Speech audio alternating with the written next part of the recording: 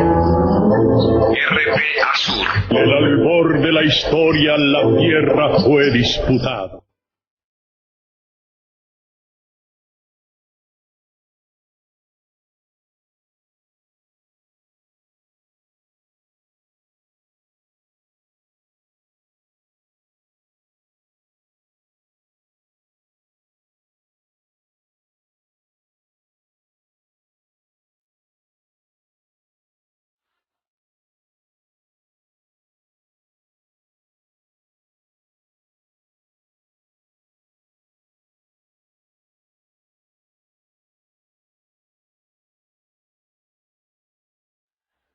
Yo simplemente voy a presentarles un análisis de un aspecto que está muy relacionado con todo lo que ustedes han estado discutiendo en estos días, y es la estrategia militar del imperialismo estadounidense en nuestro territorio. En primer lugar, ¿cuál es la estrategia militar de los Estados Unidos después de la Guerra Fría? En segundo lugar, lo relacionado con las bases militares de los Estados Unidos a nivel general. En tercer lugar, el papel que Colombia cumple hoy en la estrategia militar de los Estados Unidos, y cuando hablo de Colombia me refiero básicamente al Estado y a la actitud de las clases dominantes. En cuarto lugar, cuáles son los objetivos de esa alianza abierta entre Colombia y los Estados Unidos. Y en quinto lugar, quiero examinar cuál es el papel de Colombia respecto a la estrategia general de los Estados Unidos en América Latina. Y es bueno partir de un mapa, de este mapa que se llama el consumo de energía y que algunos llaman también el mundo visto de noche. Este es un mapa aparentemente muy elemental, pero muy revelador de muchas cosas. Ustedes pueden darse cuenta en este mapa cómo el consumo de energía está concentrado acá, vean ustedes. En Norteamérica, básicamente Estados Unidos y en menor medida Canadá, en Europa occidental, central y nórdica, y en Japón.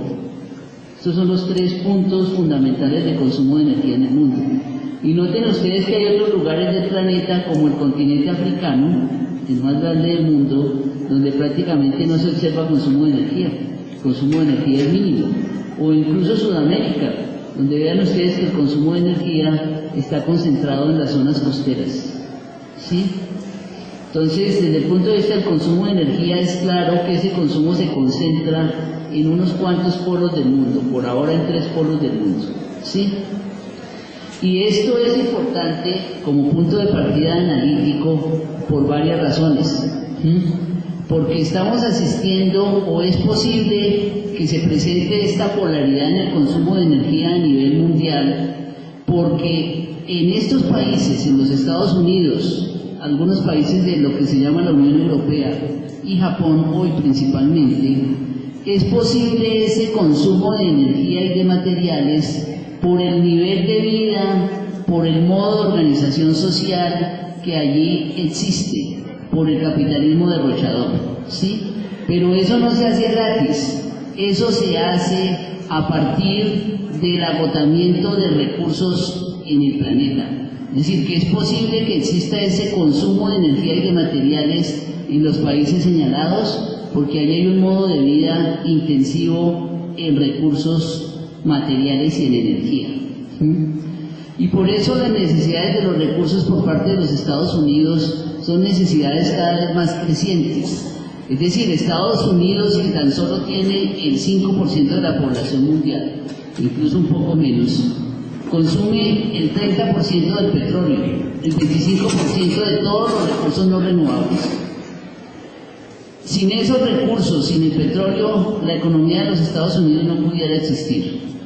Y vean, aquí les presento una lista incompleta de la dependencia de recursos naturales de los Estados Unidos. Es decir, que la economía de los Estados Unidos, para poder funcionar, depende de estos materiales, en una cantidad que va del 100% al 50%, en materiales como los que aparecen aquí señalados, 100% de arsénico, de columbo, de grafito, de manganeso, de otros, 99% de bauxita, 98% de piedras preciosas, 94% de tungsteno, 91% de platino, 84% del estaño, y así sucesivamente. Miren ustedes que cuando estamos hablando entonces de la dependencia de los Estados Unidos en términos energéticos, no estamos hablando únicamente de la dependencia del petróleo, aunque el petróleo sí sea el material energético que permite el funcionamiento de la moderna sociedad capitalista. Pero lo que yo quiero resaltar es que esa dependencia va más allá del petróleo e involucra a los recursos naturales y a los recursos minerales. Y precisamente por esa razón, en estos momentos se ha convertido en una prioridad de seguridad nacional para los Estados Unidos el control de esos recursos. No es poca cosa, es simplemente asegurarse el abastecimiento de las materias primas, de los recursos minerales, de los recursos energéticos, del agua, de la biodiversidad que posibilitan mantener ese estilo de vida altamente consumista. Y esto lo han dicho funcionarios de los Estados Unidos, y yo aquí voy a presentar unas 3 o 4 opiniones, no de personas que son críticos de los Estados Unidos, sino de funcionarios del alto gobierno de ese país que claramente señalan e indican la dependencia energética y de materiales con la que tiene hoy Estados Unidos.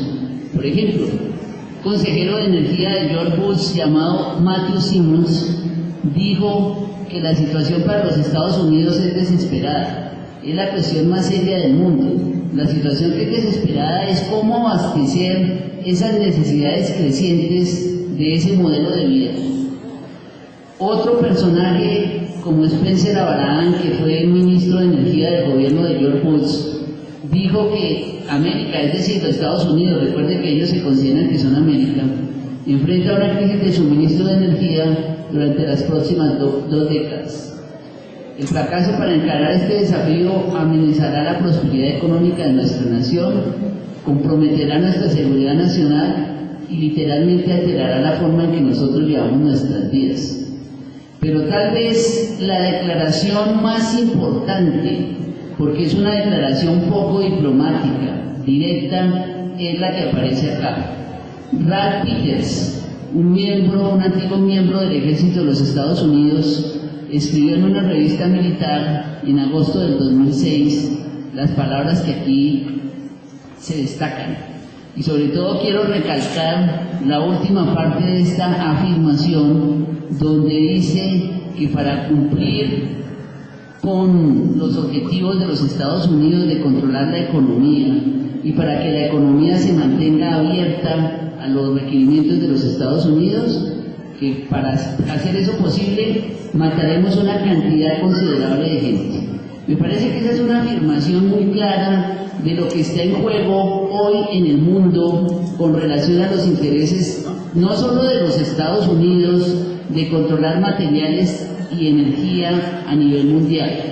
En esa disputa están involucradas también las grandes potencias, pero en el caso de nuestro continente, de América Latina, el objetivo prioritario corre por cuenta de los Estados Unidos, que siempre han considerado a nuestro continente como su patio trasero, ¿sí?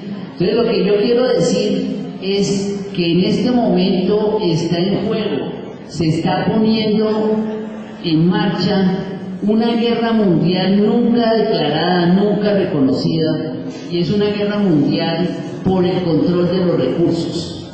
En la medida en que los recursos se agotan y la mayor parte de los recursos minerales del mundo están en proceso de agotamiento, pero al mismo tiempo que aumenta el consumo de esos recursos, pues obviamente se acelera mucho más rápidamente la desaparición de los recursos, y cada una de las potencias hoy existentes luchan por controlar el abastecimiento de esos recursos. Y precisamente para hablar de esa guerra mundial por los recursos, nos sirve mucho una elaboración cartográfica que hizo un asesor del Pentágono, del sector militar de los Estados Unidos, que nos dice este nuevo mapa del Pentágono. Nos dice lo siguiente: según este teórico llamado Thomas Barnett, el mundo está dividido realmente en dos sectores. Un sector, que es este que está aquí en el círculo, al cual ellos llaman como zona crítica. Zona crítica es aquel sector del mundo en el cual, noten ustedes que estamos nosotros, está Colombia, parte de Sudamérica y de Mesoamérica, pero asimismo está gran parte de África, parte del Oriente Medio, parte de las antiguas repúblicas soviéticas. Esta es una zona de turbulencia mundial según el Pentágono, es decir, aquí se presentan conflictos, inestabilidad política de manera permanente.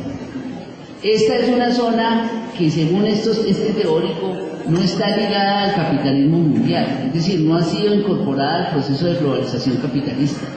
El resto del mundo, como Estados Unidos, Canadá, México, el sur de Sudamérica y Europa, Japón, China e India, son lugares que ya están incorporados al capitalismo mundial y que por lo tanto no se consideran problemáticos. Pero lo más importante es tratar de ver en este mapa qué es lo que hay dentro de esa zona crítica. Y dentro de esa zona crítica encontramos importantes reservas de biodiversidad, por ejemplo, aquí en Sudamérica y Mesoamérica, ¿sí? Pero también riquezas minerales, petróleo. Es decir, que la zona crítica no vinculada al capitalismo mundial, que es una zona de desórdenes, de turbulencia, que es una zona de terrorismo, para utilizar la terminología que ellos emplean, esta es una zona que hay que incorporar, sea como sea, al proceso de globalización capitalista. Y esa zona se debe incorporar a ese proceso utilizando cualquier medio, entre ellos, obviamente, la violencia, ¿sí? Y por eso encontramos que esta misma zona de turbulencia mundial, según el Pentágono, es la misma en que, aparte de todas las riquezas, gran parte de las riquezas más importantes del planeta, también encontramos un despliegue de bases militares de los Estados Unidos. Aquí es donde se encuentran la mayor parte de las bases militares. Es decir, que hay una correlación directa entre los recursos naturales, las fuentes de petróleo, las fuentes de agua, las zonas de biodiversidad en el mundo y la presencia militar de los Estados Unidos. Esas no son cosas separadas ni son cosas aisladas, son cosas complementarias, porque es la expresión más clara en el terreno militar de la guerra mundial por los recursos. Para hacer posible esa guerra mundial por los recursos, se despliega lo que Estados Unidos llama una guerra irregular. Es decir, cómo garantizar el control de esas riquezas. Y para eso entonces se despliegan dos tipos de guerras, lo que se puede llamar la guerra regular y la guerra irregular. La guerra regular es la guerra convencional, donde se invaden países con ejércitos convencionales. Eso es lo que Estados Unidos está librando hoy en Irak y en Afganistán. Pero al mismo tiempo lleva a cabo una guerra irregular, nunca reconocida. Y América Latina es uno de los escenarios privilegiados de esa guerra irregular, nuestro continente. Y lo es porque nosotros tenemos una importancia geopolítica estratégica con relación a los Estados Unidos. Y la importancia de nosotros se explica por varias razones, como las que aquí yo señalo de manera muy rápida.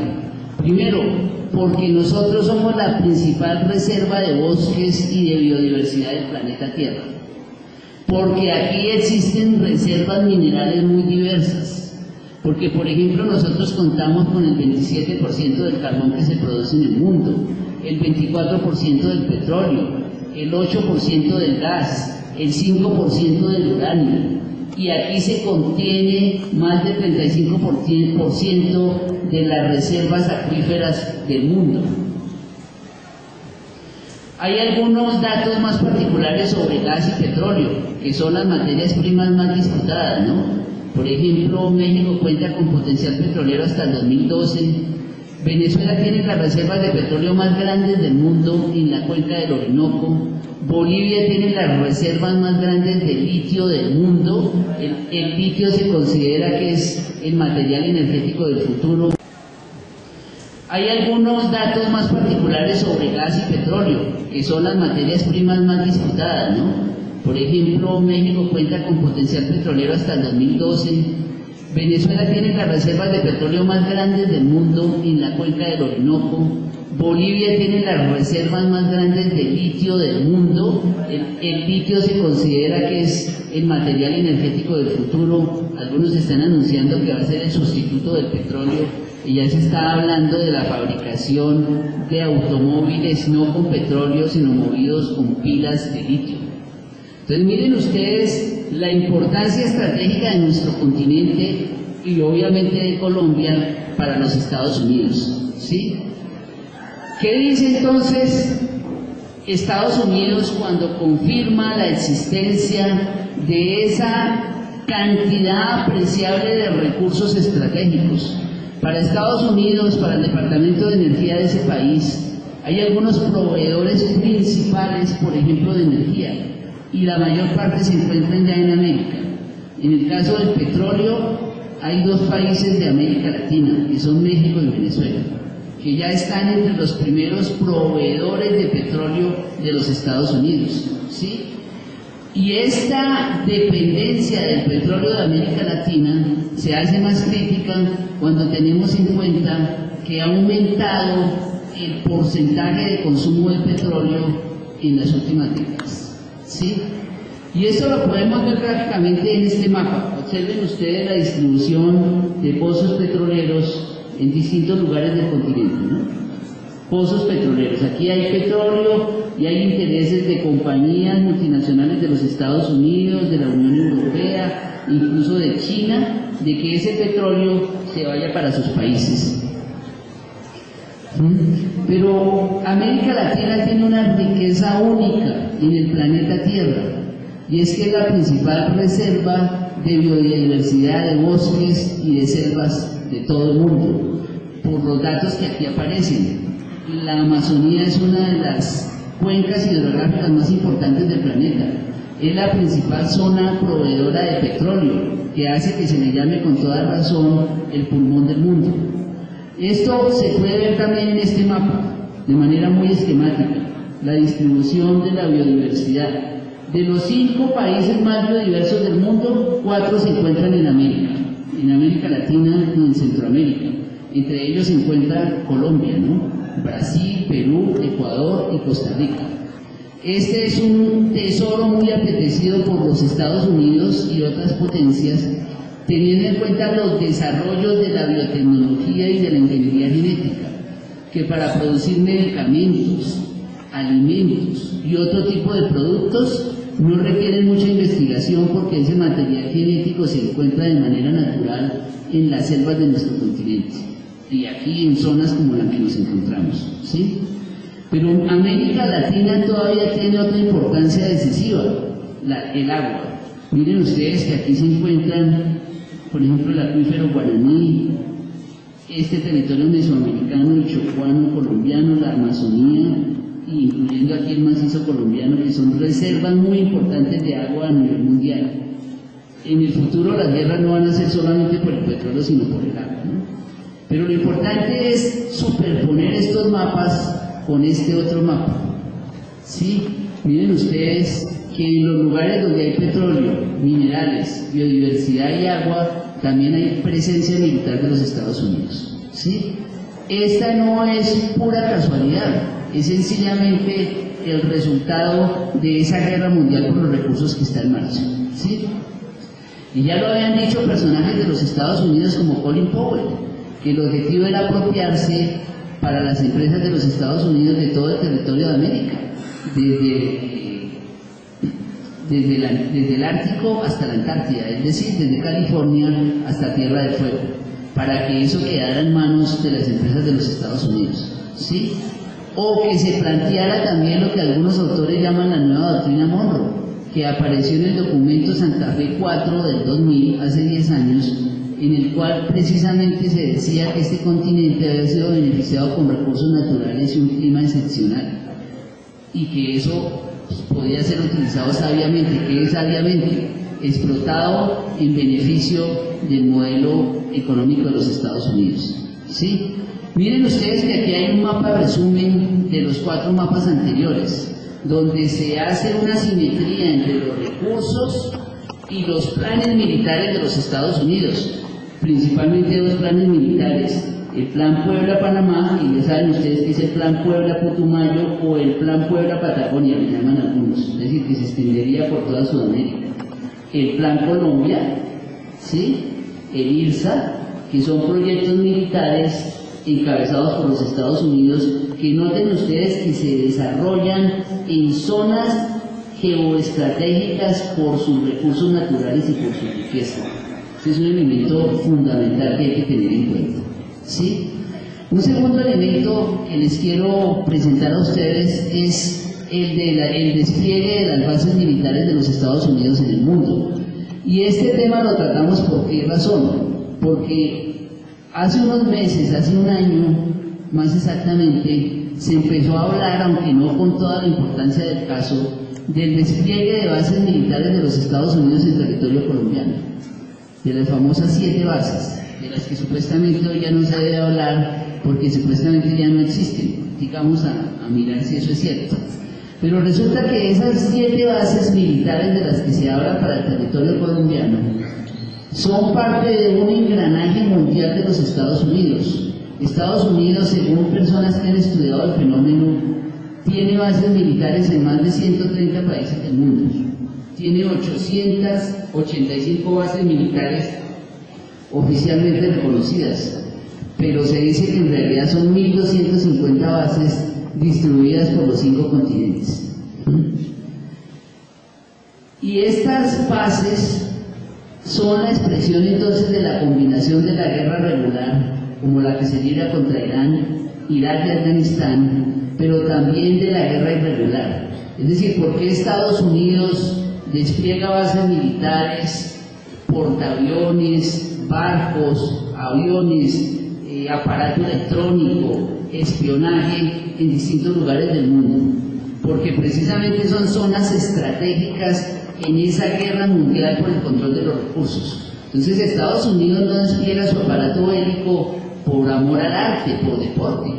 Lo hace con una finalidad clara, es asegurarse el abastecimiento de los recursos que sostengan su irrefrenable e irracional modo de vida. ¿Sí? Y por eso entonces Estados Unidos ha proclamado claramente una guerra irregular, y esto aparentemente es raro porque se suponía que las guerras irregulares habían terminado con el fin de la Guerra Fría, con la desaparición de la Unión Soviética.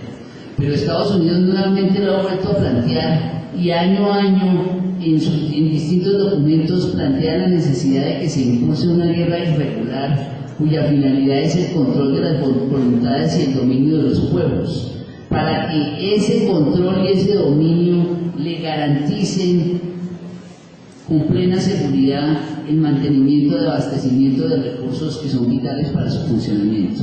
¿Sí? Y vean ustedes este mapa donde se distribuye el poder militar de los Estados Unidos por el mundo.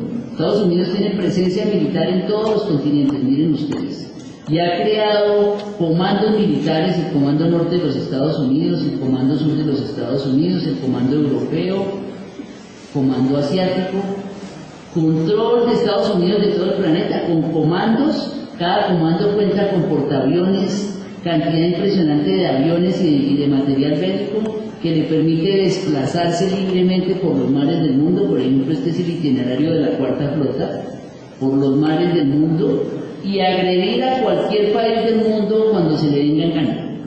Los comandos y sobre todo los portaaviones son considerados como bases móviles de los Estados Unidos. Y eso lo podemos ver con más detalle en este otro mapa. Miren ustedes la huella militar de los Estados Unidos por el planeta. Las zonas rojas son zonas donde hay presencia militar de los Estados Unidos, miren ustedes. Las zonas amarillas son zonas donde se proyectan construir bases militares de los Estados Unidos, miren ustedes. Es un despliegue militar impresionante por todo el planeta. La pregunta es, ¿por qué ese despliegue militar si luego de que se terminó la Guerra Fría se dijo que habían desaparecido el enemigo comunista y Estados Unidos ya no iba a necesitar agredir ni ocupar los países. ¿Sí? En ese contexto es bueno entonces hablar del acuerdo militar entre Colombia y los Estados Unidos. Y cuando digo Colombia, no me refiero a la población colombiana, aunque gran parte de la población desgraciadamente apoye sin saber que está apoyando este tipo de acuerdos. Me refiero al acuerdo realizado por el Estado colombiano, pero apoyado también por las clases dominantes de este país y por los medios de comunicación. Miren este mapa, que este es un mapa del año 2004. Y sin embargo el acuerdo del que nosotros vamos a hablar es un acuerdo del 30 de octubre del 2009, 5 años después. Y en este mapa del 2004, que es un mapa elaborado por los Estados Unidos, noten ustedes que ya aparecen bases militares de ese país en territorio colombiano. Es decir, que cuando nosotros hablamos de la presencia militar de los Estados Unidos en territorio colombiano, no estamos hablando de algo que se inició el año anterior o de algo que se suspendió ahora porque la Corte Constitucional no aprobó el acuerdo, o algo que se va a suspender porque Santos en persona dijo que no iba a ratificar el acuerdo de las bases con los Estados Unidos. No, esto es algo que está en marcha hace mucho tiempo y va a seguir en marcha a pesar del rechazo jurídico que esto haya tenido, porque esos acuerdos se desarrollan por debajo de la mesa. Esos acuerdos no se consultan con nadie, con la gente, no se consultan, sencillamente se ponen en marcha como cuestiones estratégicas de las clases dominantes de este país. Recordemos muy rápidamente qué dice el famoso acuerdo, que es un acuerdo indígena entre Estados Unidos y Colombia, que es tal vez el acuerdo más entreguista que ha firmado cualquier país de América Latina en el último siglo. Ningún otro país de América Latina había firmado un acuerdo tan entreguista, tan servil, como el que firmó el régimen uribista. Primero, en ese acuerdo estableció la entrega de 7 bases militares. Ahorita vamos a ver un mapa donde están localizadas, pero en realidad no solamente eran 7 bases, esa es una mentira. Se entregó todo el territorio colombiano, porque si uno mira el texto del acuerdo, encuentra que allí se dice que Estados Unidos puede usar cualquier aeropuerto comercial como punto de llegada. Es decir, que cualquier aeropuerto comercial del país se convierte en un aeropuerto militar de los Estados Unidos. Pero asimismo se dice que esos aeropuertos pueden ser usados sin costo alguno. El personal de los Estados Unidos, sus familiares y los llamados contratistas civiles, que es un eufemismo, es decir, un término que encubre el de mercenarios, el de criminales privados, mercenarios, militares y personal civil de los Estados Unidos, están cobijados por una serie de beneficios que les permiten moverse libremente por el territorio colombiano. ¿Sí? Eso supone la pérdida completa de la soberanía colombiana y la impunidad total, porque ese personal militar puede cometer cualquier crimen, cualquier asesinato, cualquier violación y no va a ser juzgado por las leyes colombianas. Goza de inmunidad, que es un sinónimo de impunidad. Es decir, pueden hacer lo que se les dé la gana y el gobierno colombiano no los puede juzgar porque el gobierno colombiano ha firmado un acuerdo en donde se limita a esa acción. Esto está inscrito en una estrategia más amplia de los Estados Unidos, como son el Plan Colombia, el Plan Patriota que se desarrolla en Colombia, el Plan Puebla-Panamá, los tratados de libre comercio y el establecimiento de bases militares. Todos estos elementos forman parte de una estrategia militar de los Estados Unidos. Y el otro punto que debemos examinar es por qué Estados Unidos ha convertido al territorio colombiano en un portaaviones terrestre. Es decir, por qué todo el territorio colombiano, sus costas, se han convertido en una zona casi colonial de los Estados Unidos. Y para eso es bueno recordar también afirmaciones de dirigentes de los Estados Unidos. Por ejemplo, lo que dijo un senador republicano llamado Paul Coverdale, primer ponente del Plan Colombia, que cuando se estaba discutiendo ese plan en el Senado de los Estados Unidos, aseguró en 1998 que para controlar a Venezuela es necesario ocupar militarmente a Colombia.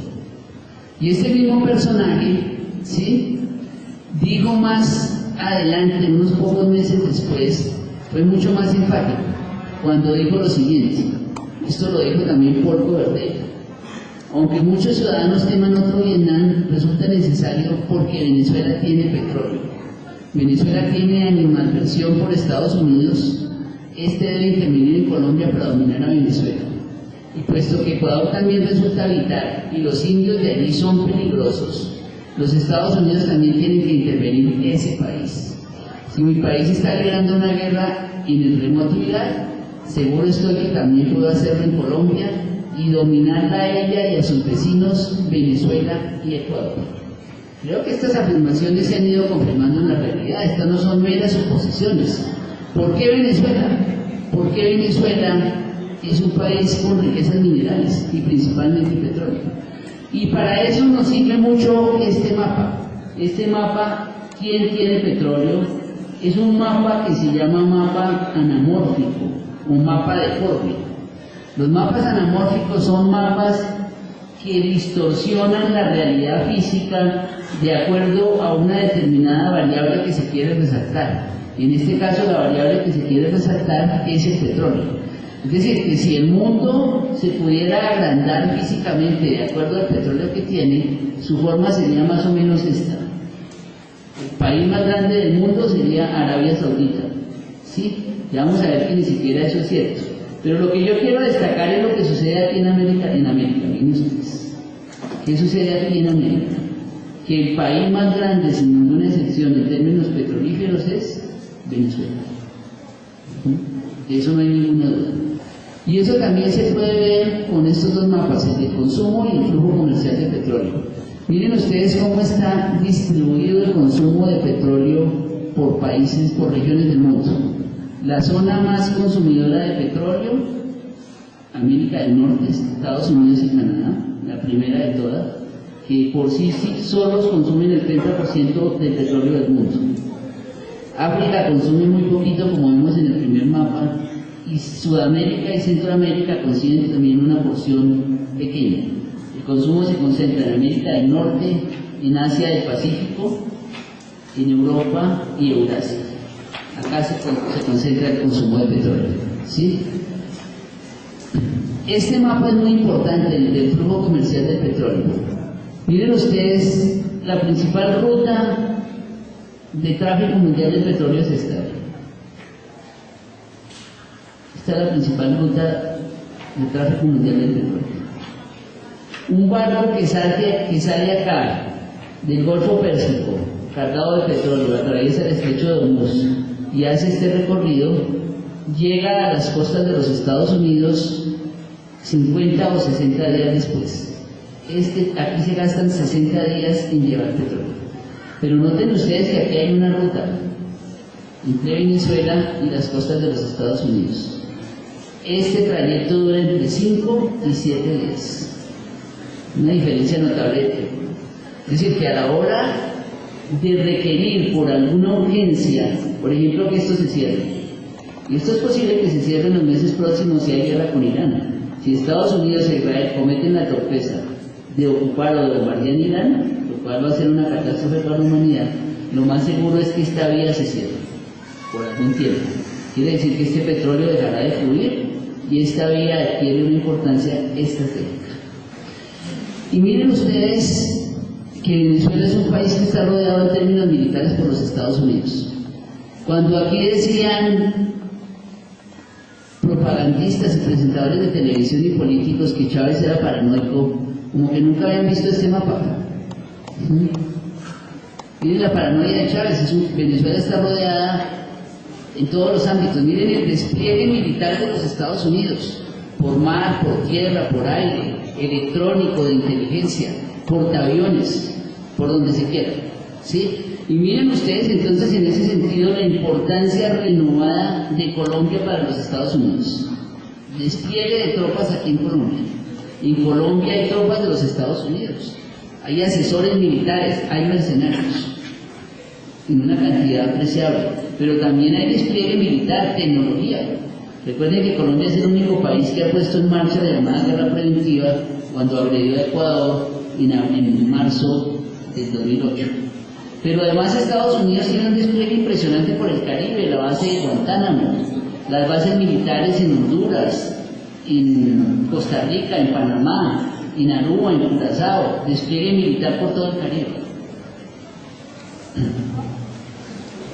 Y eso se ve también aquí en este mapa. Miren ustedes que concéntricamente el despliegue militar de esas bases militares, del poder de fuego de los Estados Unidos, está concentrado en esta zona, prácticamente rodeando a Venezuela por la importancia del petróleo, pero obviamente que aquí también está en juego el control de otros recursos naturales y de otras zonas estratégicas como el mismo Colombia, América Central, Ecuador, Perú, parte de Brasil. Y aquí se destaca un lugar que es Palenquero. Bueno, ¿cuáles son las razones que llevan a que las clases dominantes de Colombia y el Estado colombiano establezca un acuerdo indigno con los Estados Unidos y que Colombia se convierta en un portaaviones de esa estrategia militar? Hay varias razones, ya mencionamos una, el petróleo de Venezuela, los recursos naturales del continente, pero obviamente hay otras razones, y entre esas podemos nombrar las siguientes. Sabotear los planes de integración de América Latina. A Estados Unidos no le interesa una América Latina unida, una América Latina que cuente con sus propias instituciones, que realce la importancia del intercambio no solo comercial y económico, sino cultural, social y político entre los países latinoamericanos. Y a Estados Unidos lo que más le incomoda es el proyecto del ALBA que está impulsando el gobierno venezolano. Quiere también contener a lo que llaman sus documentos gobiernos antiestadounidenses, es decir, aquellos gobiernos nacionalistas que se oponen a que Estados Unidos y sus empresas exploten abiertamente sus recursos y quieren renegociar la explotación de esos recursos. Y otra razón muy importante es que Estados Unidos, con todo este despliegue militar, quiere evitar los desórdenes que pueden generar los desastres naturales. Aquí está un mapa de las bases establecidas en Colombia, las 7 que se reconocieron en el documento, pero aquí hay bases que no aparecen. Por ejemplo, por aquí hay una base que se llama Marandúa, que está en toda la frontera con Venezuela, ¿sí? Y hay otras bases militares en todo el territorio colombiano. Miren ustedes que son bases de distinta naturaleza, pero la más importante de todas es esta, Palenquero, en La Dorada. Está en el centro de Colombia y es una base estratégica para los Estados Unidos. Tan estratégica que en el presupuesto militar de Estados Unidos de este año, del 2010, Estados Unidos le invirtió a esta base $46 millones a este territorio, en el presupuesto militar de los Estados Unidos, ¿sí? Y eso se hizo por lo siguiente. Aquí está la estrategia de movilidad de los Estados Unidos. Estos son mapas oficiales de los Estados Unidos siempre. Miren ustedes la estrategia de movilidad de los Estados Unidos. Un avión parte aquí de Johnstown, Estados Unidos, llega hasta Palenquero, que aquí está. Un avión aquí en esta base de Palenquero se puede abastecer de combustible y tiene autonomía de vuelo para ir y volver a cualquier país de América Latina, bombardearlo, espiarlo o realizar lo que considere necesario y regresar a Palenquero. Pero no solamente eso, puede incluso ir hasta aquí, hasta la estación inglesa de Ascensión, acá, ¿sí?, en el Pacífico, y bombardear cualquier país de toda esta región africana e incluso del Medio Oriente. Entonces miren ustedes que Palenquero es un punto estratégico para los Estados Unidos. Es decir, que desde Palenquero no solamente se puede agredir a los países vecinos de América Latina, del Caribe, de Mesoamérica, sino que se puede incluso agredir a pueblos africanos. Ese es el papel abyecto indigno que están cumpliendo los gobiernos colombianos, de agredir a países que no nos han hecho nada. ¿No? Usted sabe que Colombia participa en la guerra de Irán, ¿no?, en Afganistán. Hay tropas colombianas. Y Colombia apoyó la declaración de guerra de los Estados Unidos a Irak, que ha costado 1,5 millones de muertos. Es decir, que el régimen uribista es culpable o partícipe de esos crímenes. Nunca le han pedido a los gobiernos colombianos disculpas a la población iraquí. Entonces no estamos hablando de cosas en el futuro que pueden llegar a suceder. Estamos hablando de una estrategia de despliegue militar y de apoyo incondicional a las fuerzas de los Estados Unidos por parte de las élites dominantes de este país y del Estado colombiano. Por eso a Colombia lo han llamado con toda razón el Caín de Israel de América Latina. Es el tercer país del mundo en recibir ayuda militar de los Estados Unidos, lo cual no es ningún orgullo, ¿no? Solo superado por Israel y Egipto. Colombia recibe entre 2 y 3 millones de dólares diarios de ayuda militar de los Estados Unidos. Existen en Colombia algo más de 1000 asesores militares. Pero lo importante de todo esto es que Noam Chomsky, quien estuvo por acá en estos lados hace pocas semanas, hizo un descubrimiento que casi es una ley sociológica, que aquel país del mundo que más ayuda militar recibe de los Estados Unidos se convierte en un país violador de los derechos humanos. Y Colombia no es la excepción, ¿no? Ustedes saben que Colombia es uno de los países del mundo en donde más se violan los derechos humanos. Y se puede esto visualizar con el gasto militar en América del Sur. Cuando tanto se hablaba de que Venezuela estaba desarrollando una carrera armamentística, miren ustedes cómo es el gasto militar con relación al Producto Interno Bruto. Es decir, la cantidad que se destina al ejército, a la policía, a los cuerpos secretos, a los APOS, a infraestructura militar, todo lo que tiene que ver con seguridad. Hoy por hoy Colombia es uno de los países más militarizados del planeta, que tiene uno de los 15 ejércitos más grandes del mundo. Colombia tiene un ejército más grande que el de Italia o de Francia. 500.000 miembros, un ejército que se ha duplicado en los últimos 8 años. Y eso sin contar otro personal militar que hace parte de ese contingente, ¿sí? Entonces, ¿cuáles son los fines militares de esa ayuda, entre comillas, que nos proporciona Estados Unidos? Primero, la propaganda, lo que se vende como consumo publicitario, una guerra contra las drogas. Yo no sé, el próximo martes puede ser un día histórico. Si en California se aprueba el consumo de marihuana, eso hay que celebrarlo. Hay que celebrarlo metiéndose un bareto, creo yo.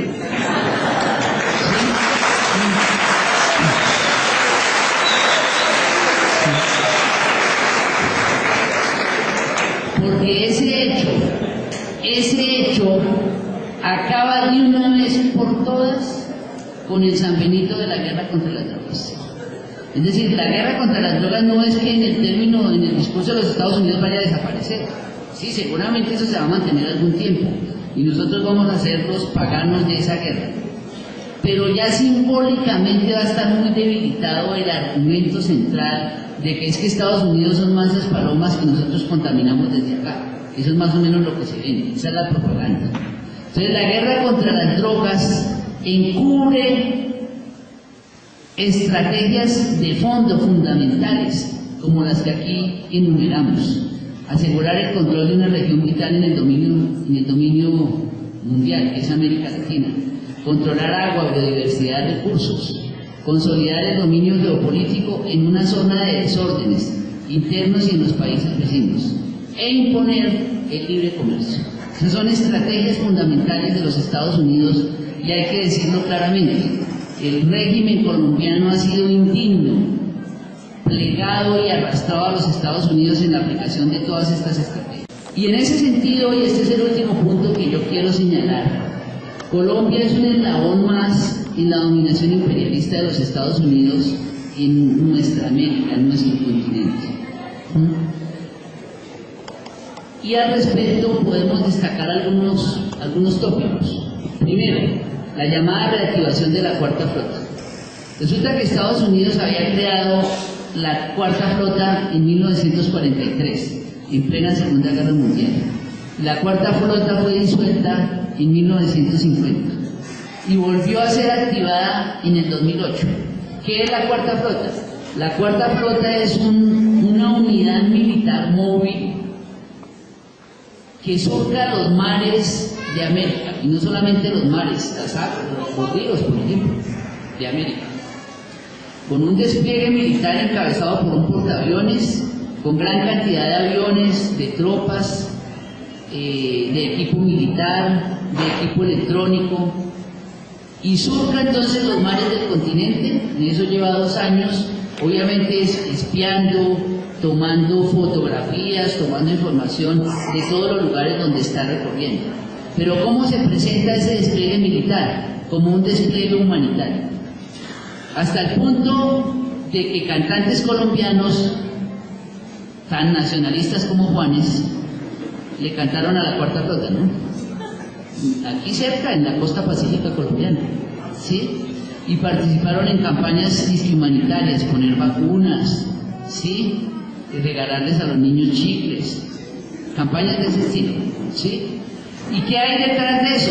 Pues el control, el espionaje, realización de actividades militares bilaterales con los ejércitos que apoyen esa movilización. Y en América Latina son un poco los ejércitos que han apoyado esa movilización. Entre ellos están solamente Colombia, México y Perú, ¿sí? Mire, el área de patrullaje de la Cuarta Flota abarca un área de 112.000 kilómetros cuadrados. Se puede desplegar de norte a sur, de este a oeste, ¿sí? Es un mecanismo que se considera como una armada global, que puede intervenir en cualquier momento, en este caso de América Latina, cuando se considere necesario. Estos son algunos de los objetivos de la Cuarta Flota, de ese despliegue de los Estados Unidos por todo el planeta. Y aquí está también el área de influencia de la Cuarta Flota con relación a Venezuela. Examinen ustedes, miren, despliegue de la Cuarta Flota y todo lo que la Cuarta Flota puede hacer. Los puntos rojos son puntos de control y las líneas azules es el despliegue militar, la cobertura en términos de radar y de inteligencia hacia Venezuela. Este es un despliegue que está claramente dirigido hacia Venezuela. Este es un primer elemento. Un segundo elemento que hay que también analizar es el golpe en Honduras. El golpe en Honduras fue un golpe exitoso desde el punto de vista de los Estados Unidos. Es un golpe que los teóricos llaman de cuarta generación, es decir, no se reconoce oficialmente. Nadie dice que fue un golpe militar, pero es un golpe militar clásico como cualquier otro golpe militar. ¿Cuál era el objetivo básico de ese golpe militar? Que fue apoyado, respaldado, financiado por los Estados Unidos, que se hizo desde una base militar de los Estados Unidos que hay en Honduras, la llamada base de Palmerolas o la base de Sotocano. El objetivo principal de este golpe era impedir la extensión del ALBA en América Central, de ese proyecto de integración impulsado por el gobierno venezolano. Y lo que ha sucedido en Honduras desde que se dio el golpe en junio del año anterior sigue el guión de todos los golpes militares en nuestra América: muerte, represión, persecución, todo a nombre de la seguridad nacional. Y allá se realizaron elecciones muy democráticas como de este tipo, ¿no? Elecciones custodiadas por el ejército para montar un títere incondicional a los Estados Unidos. Un títere que, hay que decirlo, entre los primeros gobiernos que lo reconocieron estaba el gobierno colombiano. Este tipo de golpes en realidad no es nuevo. Es un guión que había sido exitoso en Haití en el 2004 y que se había intentado poner en marcha en Venezuela en el 2002, pero que fracasó. Y lo más importante, no es un golpe del pasado, sino es un golpe del presente y del futuro.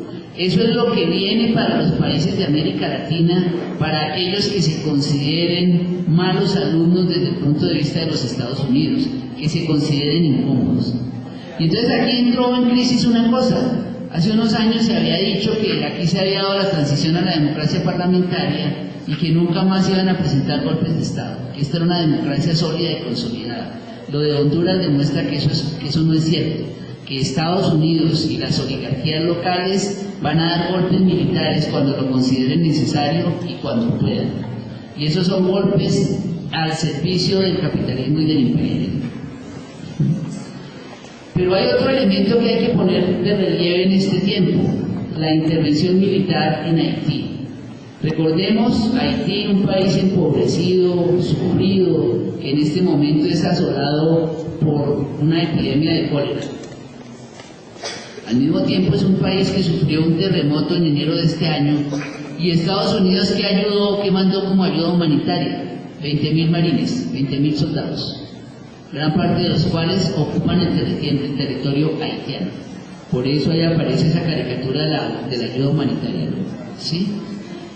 O esta foto, que es todavía más reveladora, es una foto de Puerto Príncipe inmediatamente después de la ocupación de los Estados Unidos. Pero Estados Unidos, ¿por qué ocupa un país tan empobrecido como Haití? El país más pobre de América y uno de los más pobres del mundo. ¿Por qué ocupa este país? Hay en juego por lo menos 4 razones, que son estas. Convertir a Haití en otro portaaviones terrestres, para desde allí espiar y preparar agresiones contra los países de la región. En segundo lugar, asegurarse el control de posibles yacimientos de minerales que se supone hay en el subsuelo haitiano. En tercer lugar, evitar la migración masiva hacia los Estados Unidos.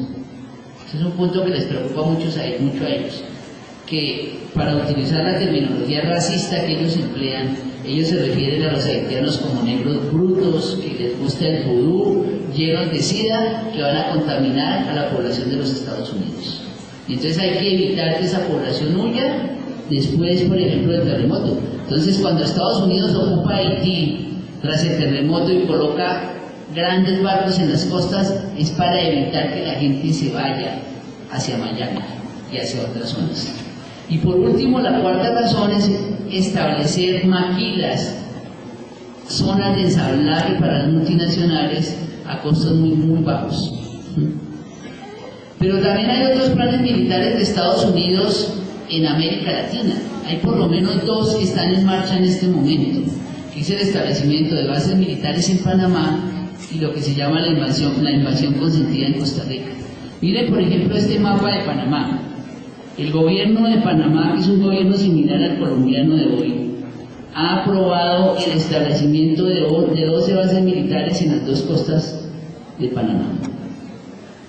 Este es un retroceso histórico, porque Panamá había echado a los gringos en 1999, cuando se cumplió un siglo de la ocupación del Canal de Panamá.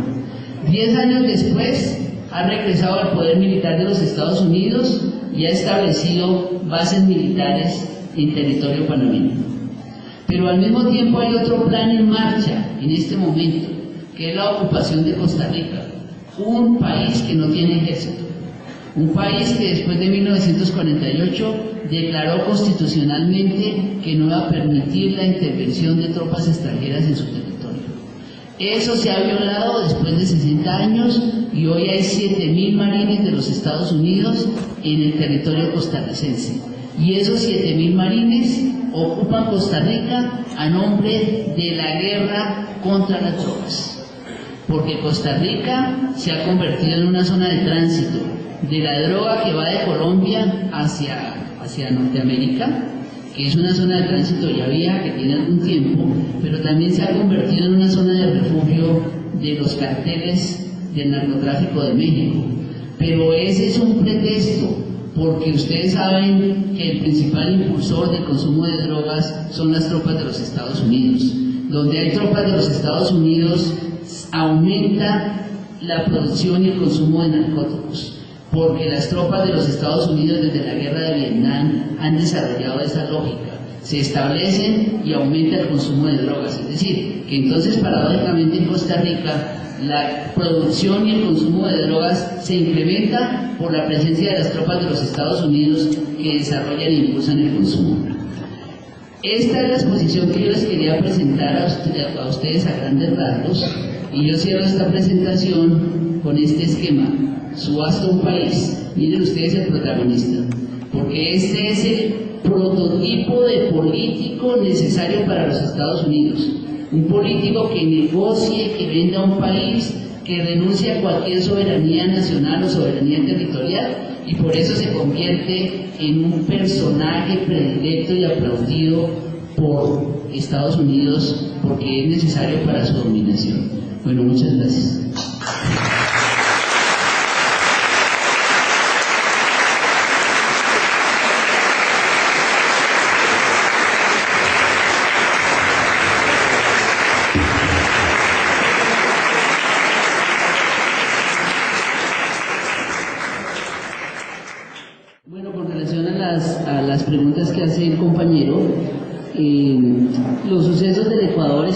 aspectos en esta misma lógica. Lo que acaba de acontecer en el Ecuador es un proceso de ensayo y error, podríamos decirlo así, tendiente a medir fuerzas y a ver cuál es la capacidad de resistencia que pueda tener un régimen como el de Correa y la población ecuatoriana, que consideran incómodo, aunque a pesar de que el mismo gobierno ecuatoriano actual sea un gobierno muy contradictorio, un gobierno que se ha ido alejando de los movimientos populares, y a pesar de que en la Constitución se estableció que los recursos naturales iban a manejarse en beneficio de la nación ecuatoriana e iban a contar con la participación y discusión de la nación ecuatoriana en caso de tomar decisiones de venta de recursos, por ejemplo. En términos fiscales, el Estado ecuatoriano está interesado en recibir recursos y ha hecho acuerdos que van en contra de los intereses de la mayor parte de la nación. Pero a pesar de eso, es un gobierno muy incómodo porque sigue planteando algunas cosas en términos de nacionalización de recursos, de mejor manejo en relación con las multinacionales, de renegociar la deuda externa. Pero sobre todo tal vez el hecho que más le incomoda a los Estados Unidos es que el gobierno de Correa suprimió la base de Manta en territorio ecuatoriano como un signo de soberanía nacional, que es un signo de soberanía nacional que adquiere relieve si lo comparamos con el caso colombiano, donde en Ecuador se cierra la base de Manta y aquí se abren 7 bases por lo menos, si no más, para las tropas de los Estados Unidos. Entonces es un ensayo que seguramente no va a ser el primero y que pone de presente y alerta a estos gobiernos que se llaman nacionalistas o progresistas, de con quién están de verdad, si están con los intereses de la nación, de las mayorías, si radicalizan los procesos, si se sitúan más a la izquierda o si en lugar de eso adoptan posturas muy tibias, muy blandas, muy reformistas, sin tocar a fondo los intereses de la oligarquía y de las transnacionales. Eso es lo que está en juego. Y con relación al segundo punto, sí, obviamente que llama la atención que haya tantas antenas dispuestas en este lugar, como están dispuestas en gran parte del territorio colombiano, lo cual genera nuevas formas de contaminación y nuevas enfermedades. Aquí lo que estamos viendo es el origen de enfermedades presentes y futuras, que ya están apareciendo en distintos lugares del mundo, que tienen que ver, por ejemplo, con la contaminación radioeléctrica, con la contaminación magnética, que están generando nuevos tipos de enfermedades que hasta ahora ni siquiera están diagnosticadas, que hasta ahora ni siquiera se reconocen como enfermedades, porque estas antenas producen al cabo del tiempo cáncer, por ejemplo, Alzheimer, mal de Parkinson, alteran o transforman el ADN de los seres humanos y de los seres vivos en general. Es decir, que nosotros estamos viviendo aquí en carne propia un problema que ya es problema de salud pública en los Estados Unidos o en la Unión Europea. Pero que aquí no es problema de salud pública, porque obviamente nosotros tenemos otros problemas más acuciantes, como es el mismo problema de la supervivencia, del desempleo, de la miseria, de la desigualdad, de la violencia. Y entonces